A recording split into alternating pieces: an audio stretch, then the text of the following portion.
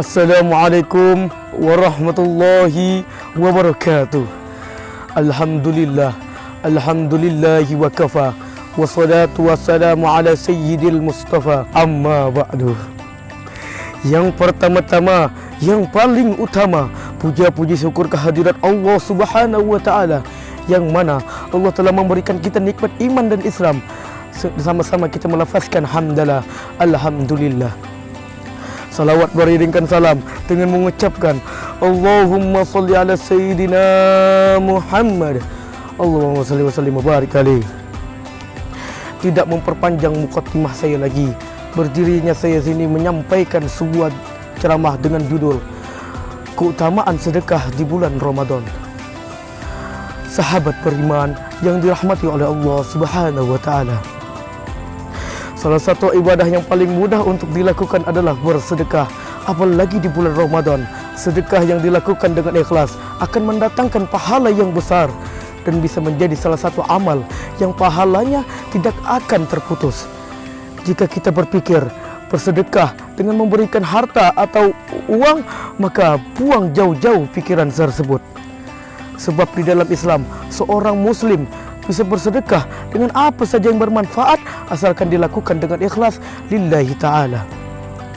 Sedekah yang dilakukan dengan ikhlas, dengan menolong orang lain yang sedang kesusahan, mengajarkan ilmu yang bermanfaat dengan ikhlas, memberi senyuman terhadap seseorang, dan memberi nafkah keluarga, dan lain sebagainya. Sedekah yang paling mudah itu adalah sedekah memberi senyuman terhadap seseorang.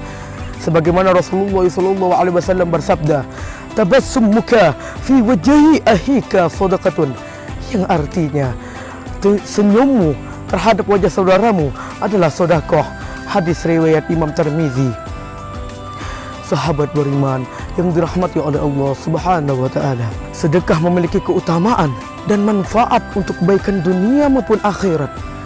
Berikut ini adalah 6 janji Allah kepada mukmin yang senang atau gemar bersedekah. Yang pertama, dihapuskan dosanya. Hal ini disampaikan oleh Rasulullah SAW dalam sabdanya, sedekah dapat menghapus dosa sebagaimana air yang memadamkan api. Hadis riwayat Imam Tirmizi. Rasulullah SAW menggambarkan dihapusnya dosa-dosa orang yang bersedekah itu diibaratkan air yang memadamkan api. Yang kedua, mendapat naungan di hari akhir. Di hari akhir kelak tidak ada satu orang pun yang bisa menolong kita. Yang bisa menolong kita hanya amal perbuatan kita di dunia. Tapi ada beberapa orang-orang yang kelak di hari akhir akan mendapatkan naungan. Salah satu dari mereka adalah orang yang gemar bersedekah dengan hati yang ikhlas.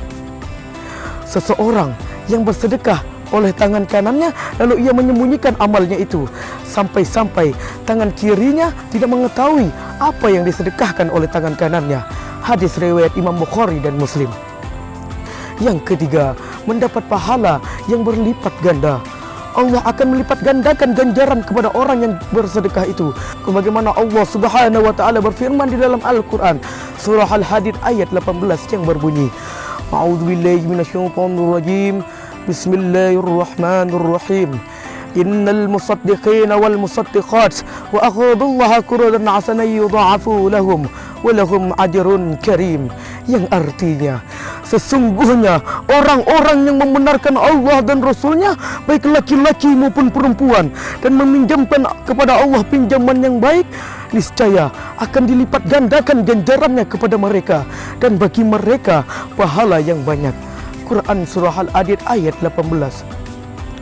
Yang keempat, masuk surga melalui pintu khusus para ahli sedekah. Rasulullah SAW bersabda, orang yang memberikan atau menyumbang 2 hartanya di jalan Allah, maka ia akan dipanggil dari salah satu pintu surga. Wahai hamba Allah, kembalilah menuju kenikmatan. Jika ia berasal dari golongan-golongan orang yang suka mendirikan solat, maka ia akan dipanggil dari pintu solat. Jika ia berasal dari kalangan-kalangan mujahid, maka ia akan dipanggil dari pintu jihad. Jika ia berasal dari golongan-golongan orang yang gemar bersedekah, maka ia akan dipanggil dari pintu sedekah. Hadis riwayat Imam Bukhari dan Muslim. Yang kelima, dibebaskan dari siksa kubur. Kubur adalah tempat persinggahan pertama manusia setelah mati dan sebelum diisap. Orang-orang akan mendapatkan kenikmatan dan siksaan di dalam kubur sesuai dengan amal perbuatannya di dunia. Jika amal perbuatannya baik, maka dia akan dibebaskan dari siksa kubur. Salah satu amal yang bisa membebaskan manusia dari siksa kubur adalah bersedekah. Sedekah bisa memadamkan api sisaan di dalam kubur. Hadis riwayat At-Tabrani. Yang keenam, dijauhi dari api neraka. Sedekah yang dilakukan dengan ikhlas karena Allah akan membuat seseorang dijauhi dari api neraka. Sebagaimana Rasulullah SAW bersabda, jauhilah api neraka walau engkau bersedekah dengan sebiji kurma. Jika kamu tidak punya, cukup dengan kalimat thayyibah. Hadis riwayat Imam Bukhari dan Muslim.